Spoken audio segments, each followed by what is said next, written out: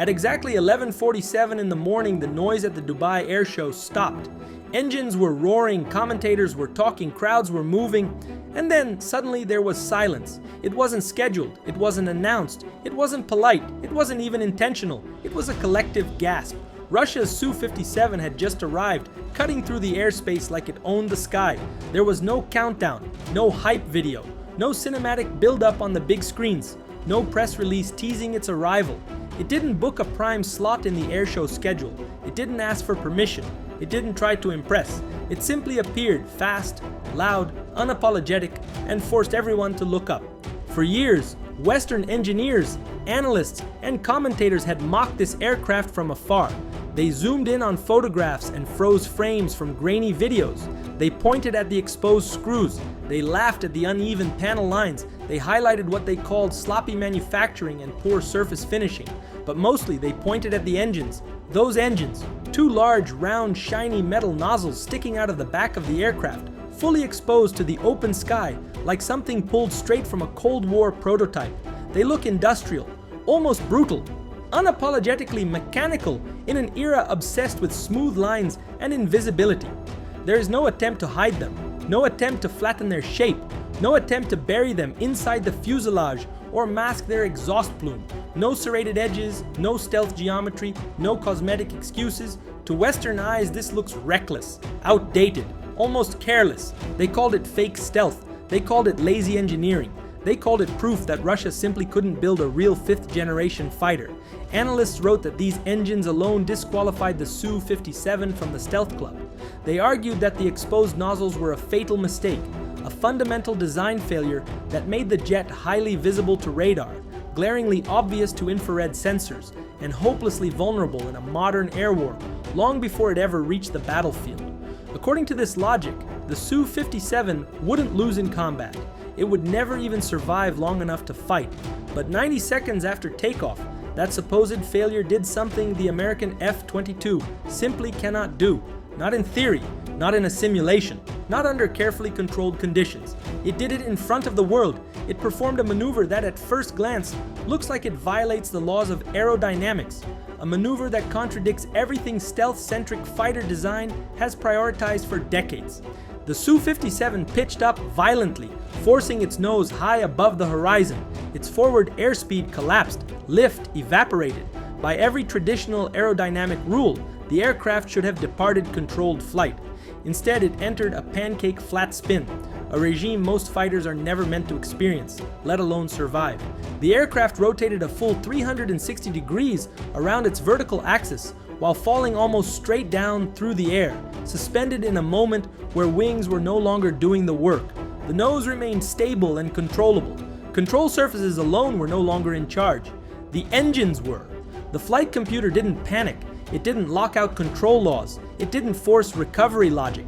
The aircraft didn't tumble. It didn't snap roll. It didn't enter an unrecoverable stall. It didn't die. All of this happened at just 350 meters above the ground, a height where mistakes are not corrected, they are punished. At that altitude, pilots don't troubleshoot, they eject or they impact. Most fighters would have stalled instantly, lost all authority, and slammed into the ground within seconds. Even highly advanced aircraft, including modern 4th and 5th generation jets, would have become ballistic objects at that point, falling under gravity with no meaningful control until impact. The Su-57 didn't. It stopped falling when it decided to. And in that moment, a small group of defense analysts, engineers, and pilots realized something deeply uncomfortable. Those exposed engines weren't a mistake. They weren't evidence of incompetence. They weren't a failure of budget or technology. They were a trap. This is why the Su-57's bad design is actually genius. To understand why the Su-57 looks the way it does, you first have to understand the religion of Western air power, stealth. Since the 1980s, American air combat doctrine has revolved around a single sacred belief: first look, first shot, first kill. The idea is brutally simple. If the enemy can't see you, they can't target you. If they can't target you, they can't kill you.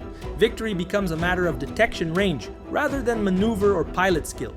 Everything flows from that belief. American engineers have spent decades and billions of dollars hiding radar reflections, smoothing panel lines, masking heat signatures, and shaping every surface of their aircraft to scatter radar energy away from hostile sensors. Entire airframes are sculpted not for aerodynamics, but for invisibility. Take the F-22 Raptor as the ultimate example. Its engine nozzles are rectangular, flattened, and carefully angled. They are buried deep inside the airframe and aligned with the aircraft's stealth geometry. That shape isn't about thrust efficiency or maneuverability. It's about hiding infrared heat from missiles and scattering radar waves away from tracking systems. It is a masterpiece of low observability engineering, one of the most carefully shaped combat aircraft ever built. Now look at the Su-57. At the rear of the aircraft, there is no subtlety, no visual apology, no attempt to soften what you're seeing. It has two massive circular metallic exhausts, fully exposed to the world, protruding openly from the airframe. No shielding, no flattening, no serrated edges, no stealth geometry at the rear whatsoever. They are round, reflective, and unapologetically visible. The exact opposite of what Western stealth doctrine has spent decades trying to achieve. To a Western stealth engineer, this doesn't just look wrong, it looks criminal. It looks like a violation of every rule they've been taught for 40 years. A jet designed this way would never pass a US stealth design review. It would be rejected on the first slide. From certain angles, especially from the rear aspect, the Su-57 reflects significantly more radar energy than Western 5th generation fighters. That single fact alone is enough to trigger alarm bells in Western analysis. Rear aspect detectability is one of the most sensitive weaknesses in stealth design, and here it is, exposed in plain sight. This is why critics label the Su-57 a 4.5 generation jet. They argue that Russia simply couldn't afford stealthy exhaust nozzles, that this exposure was not a choice, but a necessity. According to this narrative, it was the result of budget constraints, material shortages, or outdated manufacturing techniques inherited from an earlier era. In their view, the Su-57 looks like a compromise because, in their minds, it is a compromise. But that assumption is dangerous because it ignores one simple, uncomfortable fact. Russia understands stealth. This isn't a country guessing its way through radar physics. Russia has been building low observable aircraft, surface-to-air radar systems, and counter-stealth sensors for decades. They understand exactly how radar cross-section works. They understand infrared signatures. They understand rear aspect vulnerability. They didn't leave the engines exposed because they couldn't hide them. They left the engines exposed because they needed them to move. This is thrust vectoring. Thrust vectoring is the ability to redirect engine exhaust in multiple directions to generate control forces that wings and control surfaces alone cannot produce. It allows an aircraft to maneuver when airflow over the wings breaks down. It preserves control when traditional aerodynamics stop cooperating. It gives the pilot authority in flight regimes where physics normally takes over. At extreme angles of attack, at very low speeds, or during violent attitude changes, wings lose effectiveness. Control surfaces stall, lift collapses. In those moments, thrust vectoring becomes the primary means of control, not as a supplement, but as the core mechanism keeping the aircraft alive. The American F-22 does have thrust vectoring, but because its nozzles are rectangular and optimized for stealth, they are mechanically constrained by design. Their geometry prioritizes signature reduction over freedom of motion. As a result, they primarily vector in pitch, up and down, providing enhanced climb performance and post-stall control, but only within limits imposed by stealth shaping and nozzle structure. The system is powerful, but it is deliberately restrained. Think of it like a car with perfect acceleration and braking, advanced traction control, and incredible straight-line performance, but with steering locked to a single axis. It can surge forward and slow down flawlessly, but when the road twists unexpectedly, its options are limited. The Su-57's round nozzles are different. They are fully articulated three-dimensional thrust vectoring nozzles. Each engine can move independently, up, down, left, right, and critically, they don't have to move together or symmetrically. One engine can vector upward while the other vectors sideways or downward. That's not a detail buried in the spec sheet. That's the entire point of the design. This is what allows the pancake flat spin. One engine pushes upward, the other pushes laterally. The aircraft rotates almost in place while falling, maintaining full nose authority even when aerodynamic lift has largely collapsed. the pilot can keep the nose pointed at the enemy the entire time. In a beyond visual range fight, stealth is king. Detection range decides everything. But if missiles miss, if electronic warfare breaks locks, if countermeasures work, or if the fight collapses into a merge, stealth stops mattering. At that moment, both pilots can see each other. The F-35 with no thrust vectoring becomes a fast, sensor-rich aircraft with limited post-stall options. The F-22 with pitch-only vectoring is powerful but constrained by stealth geometry. The Su-57 becomes something else entirely, a knife fighter. Russian doctrine assumes stealth will eventually fail. Radars will improve, sensors will multiply. Electronic warfare environments will become chaotic and unpredictable. And when stealth fails, the aircraft that can control its nose at zero airspeed from impossible angles wins. The jet with the rectangular stealth nozzles dies. The jet with the round bad nozzles survives. But super maneuverability isn't the only trade-off hiding in plain sight. There's another secret baked into the Su-57's messy, almost chaotic design that almost no one talks about. Look at the front of the aircraft, those bulges on the sides of the fuselage, the cheeks. Most fifth-generation fighters suffer from tunnel vision. Their primary radar looks forward. To guide a missile, they must point their nose directly at the enemy. On paper, that makes sense. In combat, it's dangerous. Pointing your nose at the enemy means flying toward them. It closes distance. It increases closure rate. It puts you deeper inside their missile envelope and limits your ability to disengage. The Su-57 breaks this rule.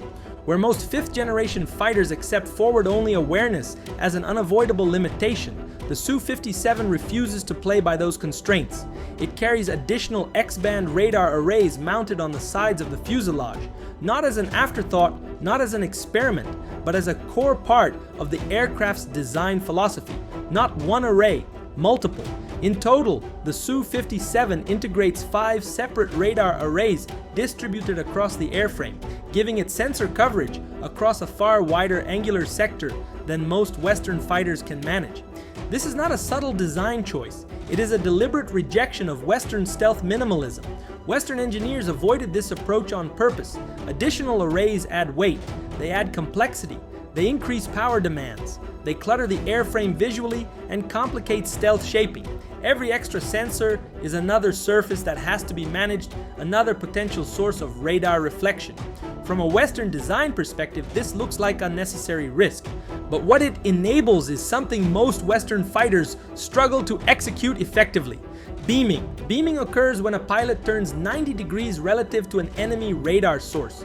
Because of the Doppler effect, radar systems prioritize targets based on relative closing velocity. When an aircraft moves directly toward or away from a radar, its velocity stands out clearly. But when it moves perpendicular to that radar, its closing speed drops towards zero. To the radar, that aircraft can momentarily resemble background clutter. The track weakens. The signal becomes unstable. In some cases, the contact degrades enough to drop entirely. For a brief window, the aircraft becomes harder to track, not because it is invisible, but because it no longer fits the radar's expectations. This sounds ideal, but there is a catch: guidance. When a pilot turns 90 degrees, a forward-looking radar is no longer pointing at the target. Missile guidance becomes more difficult. Western fighters often face a hard choice in this moment: remain nose-on to maintain radar support for the missile, or beam aggressively to reduce detectability and risk losing guidance altogether. It's a trade-off, and one that limits tactical flexibility. The Su-57 doesn't have to choose. It can fire a missile, immediately turn 90 degrees to exploit the Doppler notch, and continue supporting the engagement using its side-mounted radar arrays. It can maintain situational awareness and target tracking without pointing its nose directly at the enemy. It can guide a weapon while flying away from the fight, reducing closure, minimizing exposure, and complicating the enemy's firing solution at the same time. This is not a marginal advantage. It fundamentally changes the geometry of an engagement. The F-22 cannot do this. The F-35 cannot do this. They are optimized for forward dominance. The Su-57 is optimized for angles. What looks like a cluttered airframe is actually sensor geometry optimized for tactical flexibility. Western designers stripped away side sensors to save weight and preserve clean stealth lines. Russian designers accepted visual chaos in exchange for options. Even the way the Su-57 fires weapons breaks Western assumptions. Western stealth fighters have cramped internal bays. To launch a missile, doors open, mechanical arms push the weapon into the airflow. Ignition occurs, then the doors close. During that cycle, the aircraft's stealth geometry is compromised, creating a brief but real window of increased detectability. Russian engineers took a different approach. They designed larger internal bays with different priorities. The bays are longer and more flexible, allowing carriage of weapons Western fighters simply cannot fit internally. Anti-radiation missiles, longer standoff munitions, and future payloads designed for suppression of enemy air defenses. This is not theoretical. In recent years, the Su-57 has been publicly shown flying with internal weapons loaded and bay operations practiced in flight. That's not a publicity stunt. That's operational maturity. While some stealth fighters were optimized almost exclusively for air dominance, the Su-57 was built from the start to hunt radar sites, strike defended targets, escort standoff weapons, and operate as part of a larger air defense ecosystem. And this philosophy didn't stay on paper. Between 2018 and 2019, Russia quietly deployed Su-57s to Syria. Officially, it was an evaluation. But evaluation is exactly the point. They weren't there to rack up kills. They were there to listen. They flew sorties in an environment saturated with Western sensors. They observed radar behavior, electronic emissions, and data link traffic. They tested how their systems behaved near modern air defense networks. They gathered data. They tested something else as well, L-band radar. Western stealth is optimized to defeat X-band radar, the frequency range used for fire control and missile guidance. L-band uses longer wavelengths. It is physically harder to hide from, but traditionally less precise. Russian engineers believe that combining L-band detection with other sensors can change that equation. The Su-57 integrates L-band elements into its wings, not to guide weapons directly, but to see what stealth is trying to hide. If X-band is the spear, L-band is the lantern. There were rumors, unconfirmed, never officially acknowledged. Stories of a Su-57 allegedly detecting a stealth aircraft at long range. Whether true or not almost doesn't matter. What matters is the philosophy behind it. Russia isn't trying to be invisible. They're trying to see the invisible. But we have to be honest, this genius comes at a cost. The Su-57 is not perfect. Those incredible three-dimensional thrust vectoring engines are mechanically complex. They operate under extreme heat and stress. Sustaining them over long operational cycles is difficult. Reliability has been a challenge. Russia knows this. That's why they are accelerating the next engine generation. The so-called Item 30 engine promises better fuel efficiency, more thrust, improved reliability, and reduced infrared and radar signatures. It also promises redesigned nozzles that may blend stealth shaping with vectoring authority. But that engine will not fully enter mass service for several years. Until then, the Su-57 is something dangerous, a glass cannon, deadly, brilliant, but fragile. It is not the stealthiest fighter in the world. If measured by American standards, it fails. But Russia didn't build it to pass American tests. They built it to kill American planes. They traded invisible for agile. They traded clean lines for situational awareness. They traded perfection for options. They bet that in the chaos of real war, being able to turn, see, and shoot from impossible angles is worth more than being a ghost. Those round engines aren't a flaw, they're a fist. And in Dubai, the world finally saw the punch coming. But Russia isn't the only nation rewriting the rulebook. Japan took the legendary American F-16 and completely rebuilt it to survive a war over the Pacific. Click here to see why Japan built its own version of the F-16 and why it might be better than the original.